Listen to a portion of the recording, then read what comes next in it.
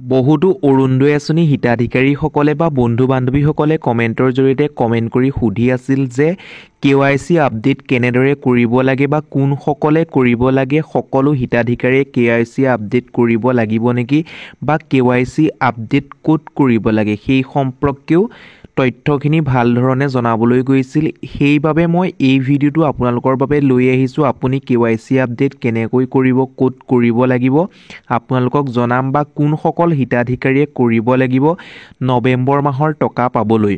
এতিয়া বন্ধু বান্ধৱীসকল, ভিডিঅ'টো আৰম্ভ কৰাৰ আগতে সৰু এটা ৰিকুৱেষ্ট, যদি আপুনি আমাৰ ইউটিউব চেনেলটোত পোনপ্ৰথমবাৰৰ বাবে ভিজিট কৰিছে তেন্তে প্লিজ আমাৰ ইউটিউব চেনেলটো ছাবস্ক্ৰাইব কৰি কাষতে থকা বেল বটনটো প্ৰেছ কৰি অল অপশ্যনটো ক্লিক কৰিব। তেতিয়াহে আগন্তুক আহিবলগীয়া প্ৰত্যেকখিনি ভিডিঅ' আপুনি পোনপ্ৰথমে লাভ কৰিবলৈ সক্ষম হ'ব। আহক তেন্তে আমি অলপো পলম নকৰি ভিডিঅ'টোৰ ফালে আগবাঢ়োঁ।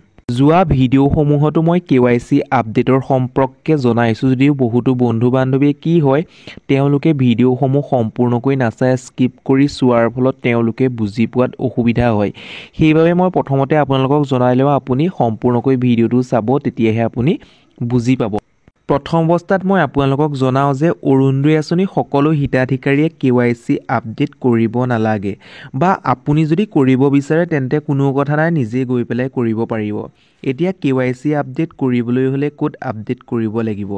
আপুনি অৰুণোদয় আঁচনি আবেদন কৰোঁতে বা এপ্লাই কৰোঁতে যিটো একাউণ্ট নাম্বাৰ দিছিল সেই বেংকত গৈ পেলাই KYC আপডেট কৰিব লাগিব। লগত নিব লাগিব নিজৰ আধাৰ কাৰ্ড, নিজৰ যিখন পাছবুকখন নিব লাগিব, ভোটাৰ কাৰ্ড, পেন কাৰ্ড আৰু যাৱতীয় যিখিনি ডকুমেণ্টছ আছে সেইখিনি লৈ যাব। বেংকত আপোনাক এখন প্ৰপত্ৰ বা ফৰ্ম দিব, সেই ফৰ্মখন ফিল আপ কৰিব লাগিব। আপুনি তাত চহী বা ছিগনেচাৰ কৰিব লাগিব, বা আপুনি চহী কৰিব নাজানে তলত আপুনি ফিংগাৰ প্ৰিণ্ট বা ষ্টাম্প দিব লাগিব, আৰু আপোনাক পাছপোৰ্ট চাইজৰ ফটো লাগিব।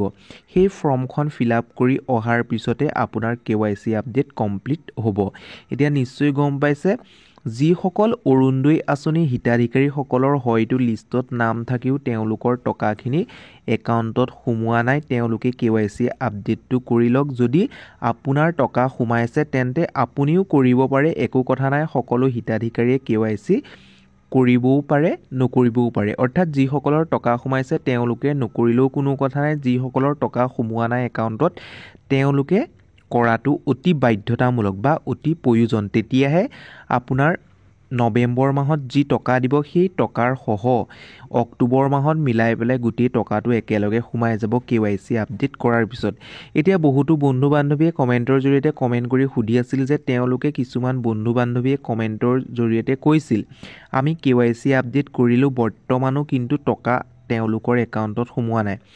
আপোনালোকক শুনক, মই জনাই দিওঁ, চৰকাৰে মাত্ৰ DBTৰ মাধ্যমেৰে টকাখিনি প্ৰদান কৰে। এতিয়া আপোনালোকে নিশ্চয় গম পায় অৰুণোদয় দিন হিচাপে ঘোষণা কৰে, কেতিয়া ঘোষণা কৰে? প্ৰত্যেক মাহৰ 10 তাৰিখে। এতিয়া যিহেতু আপোনালোকে অক্টোবৰ মাহৰ টকাখিনি লাভ কৰিলে, লাভ কৰাৰ পাছত মাজত যিখিনি পেণ্ডিং হৈ থকা ব্যক্তি আছিল বা যিখিনি হিতাধিকাৰী আছিল তেওঁলোকৰ টকাখিনি একাউণ্টত নোসোমোৱাৰ ফলত আকৌ পুনৰ চৰকাৰৰ ঘৰলৈ উভতি গুচি গ'ল।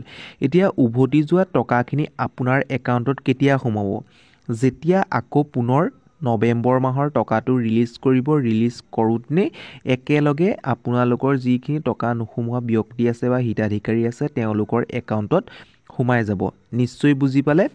এতিয়া মই জনাব বিচাৰিছোঁ, যিসকলৰ লিষ্টত নাম থাকিও তেওঁলোকৰ একাউণ্টত টকা নোসোমালে সেইসকলে KYC আপডেট কৰিব। যিসকলৰ টকা সোমাইছে ভাবে যে মই KYC আপডেটটো কৰি লওঁ, ভৱিষ্যতে বা পিছত টকাখিনি নোসোমাবও পাৰে, আপুনি ভাবি আছে যদি আপুনি নিজেও কৰি ল'ব পাৰে। এতিয়া বন্ধু বান্ধৱীসকল, আৰু যদি সেই KYC আপডেটৰ কৰাৰ ফলতো যদি আপুনি টকা নাই সোমোৱা বুলি ভাবে তেন্তে আৰু এটা কাম কৰিব পাৰে। ওচৰত যিহেতু আপোনাৰ নিজৰ ব্লক আছে, নিজৰ জিলাত ব্লক আছে, সেই ব্লকত এটা অৰুণোদয় কেন্দ্ৰ স্থাপন কৰিছে অসম চৰকাৰে, যিহেতু হিমন্ত বিশ্ব শৰ্মাই ঘোষণা কৰিছিল। সেই অৰুণোদয় কেন্দ্ৰতে আপোনাৰ ডকুমেণ্টছসমূহ লৈ পেলাই কি প্ৰব্লেম হৈ আছে তাত বিষয়া থাকিব। মই আগতেও কৈছোঁ, সেই বিষয়াসমূহে আপোনালোকক সকলো তথ্য চালি জাৰি চাই কি প্ৰব্লেম হৈ আছে ঠিক কৰিব। ঠিক কৰাৰ পাছতে আপোনাৰ একাউণ্টত টকাখিনি সোমাবৰ বাবে সক্ষম হ'ব। নিশ্চয় বুজি পালে? মই স্পষ্টকৈ আপোনালোকক জনালোঁ কেনেদৰে KYC আপডেট কৰিব লাগে। ইয়াৰ পিছতো যদি আপোনাৰ কিবা প্ৰশ্ন ৰৈ গৈছে তেন্তে কমেণ্ট কৰিব কমেণ্ট বক্স খোলা আছে যিমান পাৰো সিমান মই আপোনালোকক সহায় কৰিবলৈ যত্ন কৰিম বন্ধু বান্ধৱীসকল আজিলৈ ভিডিওটো ইমানেই আকৌ পুনৰ নতুন এটা ভিডিওত লগ পোৱাৰ আশাৰে ধন্যবাদ